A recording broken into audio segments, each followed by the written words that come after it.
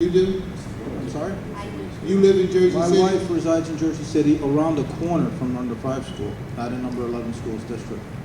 So I'm not sure where you got that information, but that's incorrect. Well, I think She's not that, in number 11 school, she's not in number 5 schools district. Your child is there based upon open enrollment.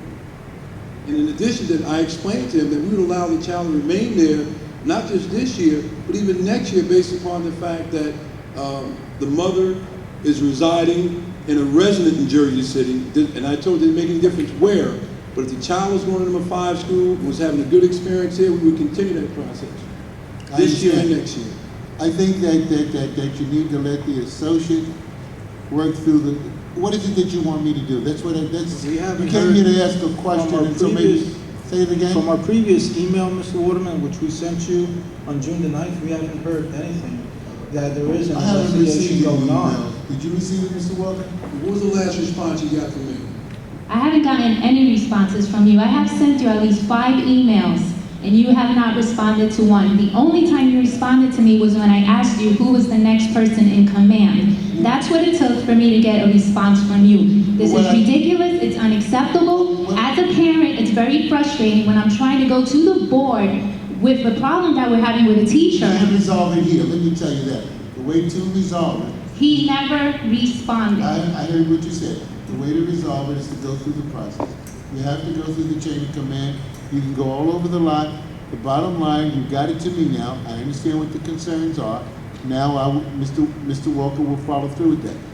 Nobody else can follow through with that until he goes through that chain of command. I don't really know what's happening with your child. I have no idea. Mr. Walker will inform me of that, and then we will follow through. What is it that you want besides that? I want justice on this teacher. No teacher should be allowed to victimize a child in these schools. Well, you have to prove the fact that this child, this. Okay, I did recommend for there to be a thorough investigation on this teacher. Every single year, there are students who get left behind or transfer out. There are issues with this teacher. If you do your homework, and Mr. Walker, I did suggest to you to pull the paper trail. There's got to be a paper trail on this teacher, okay? Ms. Wegas did nothing. I do understand that she was grooming this teacher to become an assistant principal. So is that the reason why everything has gotten swept under the rug all these years? Please let me know. I'm so sorry. We can't discuss this and call those names. That is absolutely not true. Whatever you hear out there, those are just rumors, so I wish you wouldn't. From now on, you'll have to go through Mr. Walker. Once you've gone through Mr. Walker, if he hasn't satisfied you, then there is another step, and you can be with the superintendent. But please, don't. I know that there might be some internal issues that you know of that I'm not aware of, but let us find out, please. Thank you very kindly. To the chair. It's not going to be resolved yet, Mr. Waterman. Mr. Waterman would like to say something. I have a couple of things to say. I spoke to these parents. I've spoken to other parents from PS5 and other schools. I have issues at my school. We need to face facts. There are good teachers and there's teachers that are not so good. Last month, I had someone come to the board because, and I'm not saying there's a culture of not responding to parents, but I don't think we get back to them satisfactory enough. They shouldn't have to come to a board with a problem. It should be resolved. It shouldn't have to come to the public and let us know, all know what's going on. It should be resolved before it gets here. Last month, my neighbor said that her child, a pre-K child, was forced to clean the toilet. 2 things. I would like to know what happened to that situation. And I'd like to point out something again. Don't have, all the teachers are not good. I'm sure the majority are good. At my school, a parent had to pull a kid out of the school, out of that class, because she felt that the child was being persecuted, or whatever the case is. The bottom line is, we have some bad apples. At PS5, Regina Hall, who wanted recess because her daughter, who has the homeroom class from 9:30 to 12, cannot go to the bathroom and has oftentimes urinated on herself because they won't let her go to the bathroom. She was pushing for recess. We've been on that recess committee now for 2 years together. I wanted it for different reasons. She wanted it because her daughter needed to go to the bathroom. This is about PS5. I've been to PS5 as a PTA president when we were transferring, we were losing the middle school. And that's not a parent-friendly school in my estimation. Not an indictment on anyone.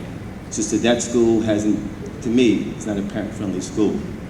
And I've spoken to several parents about various different situations. I try to defer them or refer them to the correct individual, whether it's Franklin Walker or any of the schools, maybe Pat Bryan or principals.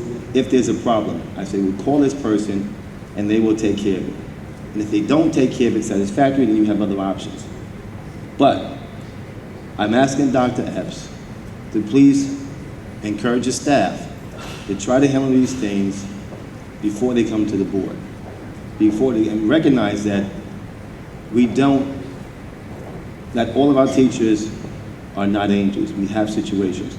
And I still like some resolution, or at least some feedback on what happened to that parent who complained about their child cleaning the toilet last month. Ms. Bryan, would you please respond to that through the chair? Brian, the mic. I believe that in our weekly update that was sent to us, there We was a did do report that. on what the status of in terms of that situation, Mr. Absolutely. Gordon. It wasn't our weekly update because I read it. Yes, Yes. report to the board here. Yes. Report to the public. And so some of these people were here last month. I don't Put it in the recall. board update to explain. Was it? Yes, to the Okay. resolve of that. So every board member got that copy because I did respond, but you're asking for it again, so Ms. Bryan is here. So that's, but we did respond to it.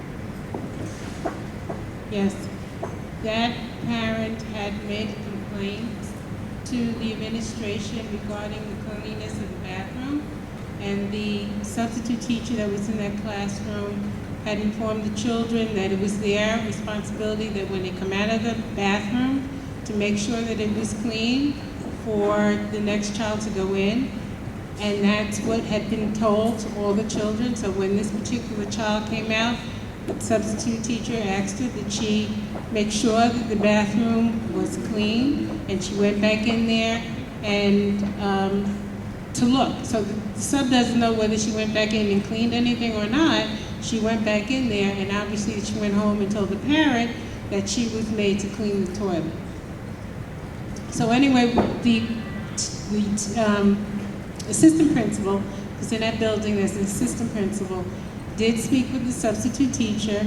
The principal came over, spoke with that parent. Before that parent came to the board, I had already spoken to that parent. I think I had spoken to you the night before also.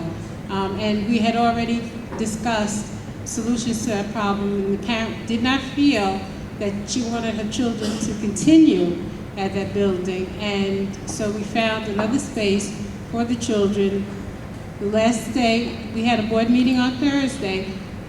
Friday was the children's last day, and Monday they started in another building. But that was already offered to that parent before she came to this board meeting that Thursday night. Thank you, Ms. Bryan.